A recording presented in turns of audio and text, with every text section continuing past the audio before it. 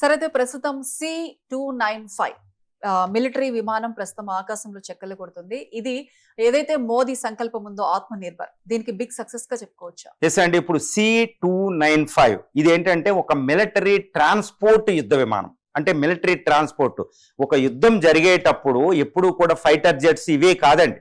ఈ fighter jets తో పాటు మిలిటరీ ట్రాన్స్పోర్ట్ ఎయిర్ క్రాఫ్ట్ అనమాట. ఇండియా ఇప్పుడు C-130 హెర్క్యులస్ ఒకటి, తర్వాత ఇటు రష్యా నుంచి IL-76 IL-72 లాంటి ఈ రవాణా విమానాలు భారతదేశంలో పనిచేస్తున్నాయి. దీంతో పాటు ఎయిర్ బస్, ఈ ఎయిర్ బస్ అంటే యూరోప్ లో ఇప్పుడు స్పెయిన్, జర్మనీ, తర్వాత UK, ఈ యొక్క ఫ్రాన్స్, ఈ యొక్క దేశాలు 4 దేశాలు కలిసి ఒక అమెరికాలో బోయింగ్ లాగే ఇక్కడ ఎయిర్ బస్ ఉంటది అనమాట. ఈ 4 దేశాల కూటమైన ఎయిర్ బస్ తో ఇండియా ఒక డీల్ చేసుకుంది. అందులో భాగంగా 56 C-295 ఒక యుద్ధ మిలిటరీ ట్రాన్స్పోర్ట్ ఈ విమానాల్లో మనం 21,000 కోట్ల రూపాయలు స్పెండ్ చేసి మనం ఇంపోర్ట్ చేసుకుంటున్నాం. ఇందులో 40 యుద్ధ విమానాలు, 40 ట్రాన్స్పోర్ట్ ఎయిర్ క్రాఫ్ట్ ని భారతదేశంలో గుజరాత్ రాష్ట్రంలో వడోదరాలో ఈ టాటా ఈ అడ్వాన్స్డ్ సిస్టమ్స్ లిమిటెడ్ తయారు చేస్తుంది, టాటా కంపెనీ. దీంతో పాటు చాలా వందలాది ప్రైవేట్ కంపెనీస్ కూడా ఇన్వాల్వ్ అయి ఉంటాయి. ఇటు ఎయిర్ బస్ కి టాటాకి కుదిరిన ఒప్పందం ప్రకారం 56 ఈ రవాణా విమానాల్లో 16 ఎయిర్ బస్ డైరెక్ట్ గా అక్కడ నుంచి ఇస్తుంది. ఇది ఫ్రాన్స్ నుంచి, స్పెయిన్ నుంచి. మిగిలిన 40 విమానాలని భారతదేశం తయారు చేస్తుంది. ఈ C-295 అనేది అంత ఈజీ కాదండి. One of the biggest military transport aircraft అనమాట. అది ఏదో అమెరికా, అది బోయింగ్, ఎయిర్ బస్, వీళ్ళే heroes of leaders of the military transport aircraft. ఇప్పుడు ఈ టెక్నాలజీ ఇండియాకు వస్తుంది. ఇది వడోదరలో తయారవుతుంది.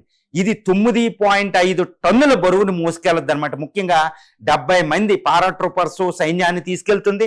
తర్వాత హాస్పిటల్ స్ట్రెచెస్ ని తీసుకెళ్తుంది. ఒక 50 దాకా 9.5 యుద్ధ సామగ్రిని ట్యాంకులు ఎలాంటి మోసుకెళ్తారు అనమాట. ఇవే యుద్ధంలో చాలా కీలక పాత్ర పోషించేది. ఫర్ ఎగ్జాంపుల్ లడఖ్ లో యుద్ధం జరుగుతుంది, తర్వాత నార్త్ ఈస్ట్ లో యుద్ధం జరుగుతుంది, హిమాలయాల మీద జరుగుతుంది, ఈ చియాచిన్ గ్లేషియర్ లడఖ్ లో. ఈ ప్రాంతానికి సైనికుల్ని, యుద్ధ సామగ్రిని ట్రాన్స్పోర్ట్ చేయకపోతే మనం యుద్ధంలో ఓడిపోతాం. కాబట్టి మిలిటరీ ట్రాన్స్పోర్టే అత్యధిక ప్రాధాన్యం.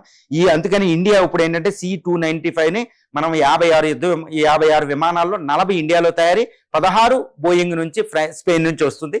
ఇది నిన్నట వడోదరలో మొట్టమొదటి విమానం గాల్లోకి ప్రయోగాత్మకంగా ఎగిరిందనమాట. అంటే భారతదేశం తయారు చేసిన మొట్టమొదటి సైనిక రవాణా విమానం అనమాట, అత్యాధునిక రవాణా విమానం. దీంతో మనం ఇటు China, Russia, France, Britain, America సరసలు చేరిపోయాం అనమాట. తిరుగు లేనిది ఇది టెక్నాలజీ కూడా ఇండియా వచ్చింది. ఇది ఒక అద్భుత విజయం. మోడీ గారు ప్రవేశపెట్టిన ఈ భారత్ నిర్భర్, ఇది డిఫెన్స్ లో మిలిటరీ ఆర్మీకి సంబంధించిన విషయాల్లో ఆత్మనిర్భర్ భారత్ లో ఇది ఒక బిగ్గెస్ట్ సక్సెస్ గా మనం చెప్పుకోవచ్చండి.